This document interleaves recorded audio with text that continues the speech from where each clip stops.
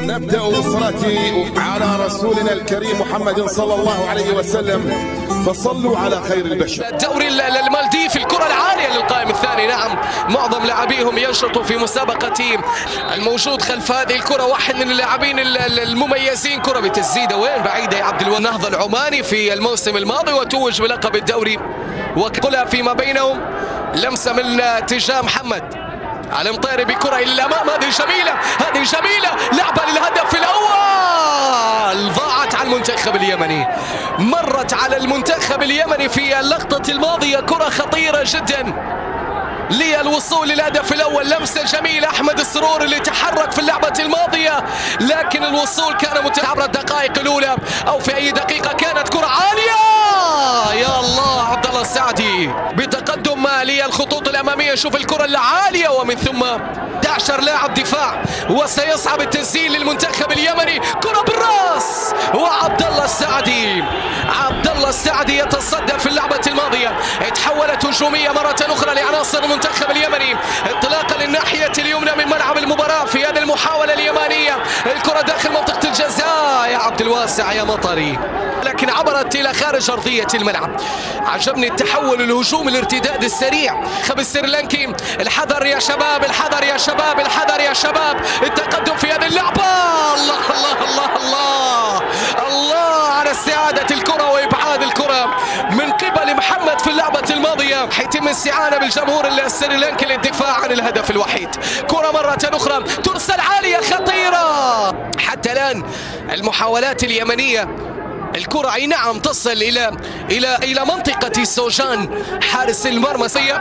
محمد الطير استعادة للكرة. شوف اثنين لاعبين فقط، لاعبين فقط من امام 4 لاعبين من قبل المنتخب اليمني. الهوائية، كرة ترسل عالية بالراس مرة أخرى. لو تلاحظ معي عزيزي المتابع، كرة باتجاه أحمد السروري، يحاول السروري في هذه اللعبة البحث عن عرضية موجودة، وحارس المرمى سوجان جاء هارون الزبيدي مرة أخرى.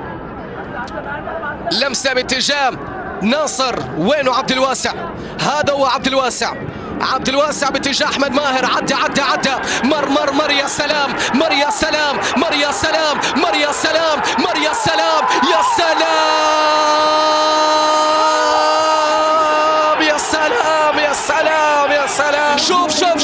شوف عدى مر وراح وحطها بكل هدوء وجمال، وهدف يماني اول. وين احمد ماهر؟ هانا موجود. وين احمد ماهر؟ هانا حاضر. وين احمد ماهر؟ هانا مسجل للهدف الاول. ستاتي من قبل هارشا مدافع منتخب سريلانكا. كرة عالية الى الامام بالراس خطيرة، عبد الله السعدي الى خارج ارضية الملعب. شوف الكرة اللي كانت عالية في الامام في اللقطة الماضية ودخل في اللقطة الماضية. السرعة موجودة للسيفان. عدى السيفان، وين يا هارون؟ وين يا هارون؟ وين يا هارون؟ أمن يا هارون. لكن حارس المرمى عبد الله السعدي كانت موجودة للسيفان، وحيد كان في هذه اللعبة. دقائق أخيرة، الله الله الله على المرور بطريقة مثالية، ومن ثم السقوط. مطالبة بركلة جزاء للمنتخب اليمني في اللقطة. أحمد ماهر اللي عندهم فنيات كبيرة جدا في أرضية الملعب. 1-1 على منتخب ياسر، نتيجة 1. السلام عليكم ورحمة الله وبركاته متابعي قناتنا الأعزاء.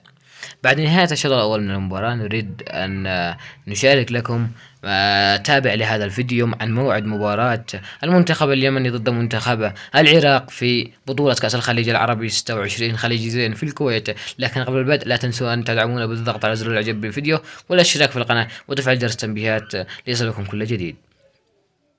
يلعب المنتخب اليمني ضد منتخب العراق في الجولة الأولى من المجموعة الثانية من بطولة كأس الخليج في الموافق يوم الأحد يوم 22 شهر 12 ديسمبر القادم 2024. أما آخر مواجهة جمعت بين المنتخب اليمني ضد منتخب العراق فهي كانت في بطولة الخليج أيضا، وانتهت بفوز المنتخب العراقي بنتيجة 5 أهداف مقابل 0.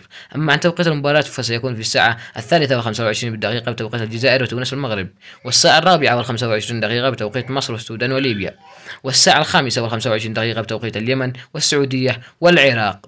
وفي نهاية الفيديو لا تنسوا أن تكتبوا لنا توقعاتكم لهذه المباراة.